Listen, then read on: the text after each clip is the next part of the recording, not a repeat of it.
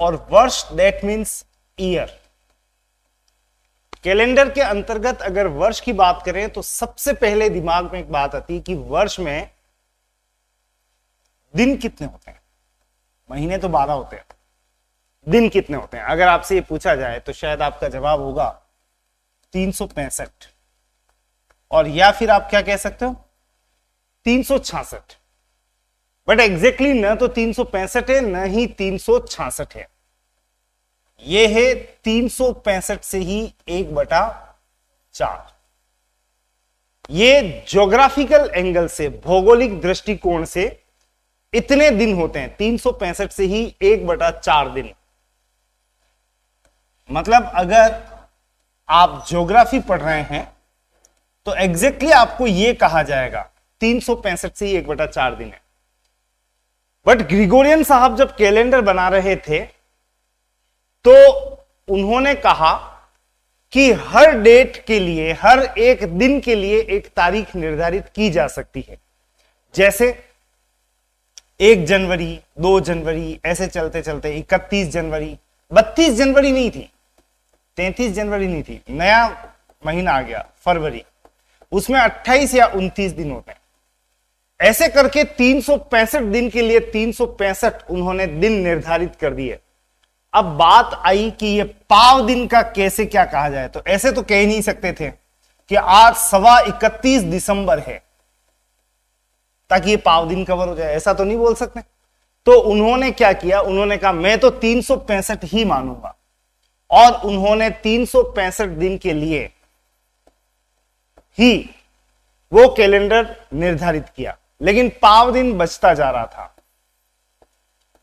अगले साल भी उन्होंने कहा मैं तो 365 ही मानूंगा, जिद पकड़ ली, मैं नहीं मानता 365 से 1/4, पाव बच रहा था 1/4।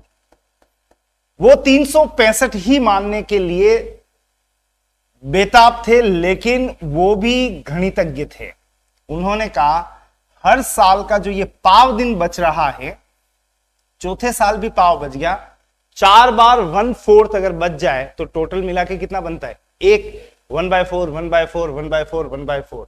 तो उन्होंने कहा इस पाव पाव पाव पाव यानी 1/4 ईच को अगर मैं 4 टाइम्स मिला लूं तो ये 1 बन गया, और ये एक दिन में 29 फरवरी के रूप में एक्स्ट्रा डाल रहा हूं, और एक साल 3 साल के बाद एक साल मैं मान लेता हूं कितने का, 366। और वो डेट आप अच्छी तरह से जानते हो कितने की होती है, कौन सी होती है, 29 फरवरी। फरवरी माह में एक अतिरिक्त दिन जब भी होता है वो साल 365 दिन का नहीं, कितने दिन का होता है, 366 दिन का। ये इसका कॉन्सेप्ट है कि क्यों होता है। अब जब ये पता लग गया है कि क्यों होता है तो बात आई 366 दिन में, और 365 दिन में हम नामकरण कर दें कि ये वाला जो है ये कौन सा वर्ष कहलाएगा। तो इस वर्ष को कहा गया कौन सा वर्ष, सामान्य वर्ष।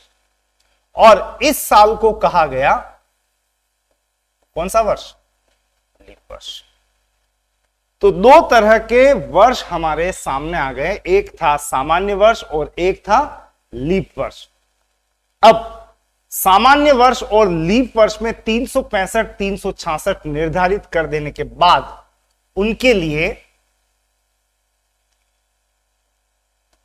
उनकी बातों को यहीं पे समाप्त कर देते हैं, और हम चलते हैं अपने कैलकुलेशन के गणना में। वर्ष की कैलकुलेशन कैसे करेंगे, लेकिन ऐसा करने से पहले ध्यान रखना, हर 3 सामान्य वर्ष के बाद, हर 3 सामान्य वर्ष के बाद क्या आता है, एक लीप वर्ष आता है। और एक लीप वर्ष बीच में आ जाए तो आगे आने वाले 3 वर्ष लगातार फिर से सामान्य होंगे। सामान्य कहने का मतलब 365 दिन से है, और लीप वर्ष कहने का मतलब 366 से है। 366 में अतिरिक्त दिन याद है आपको कौन सा है, 29 फरवरी। तो बस हमारी कैलकुलेशन के अब आंकड़े यहां से शुरू होते हैं, यानी अब हम तैयार हैं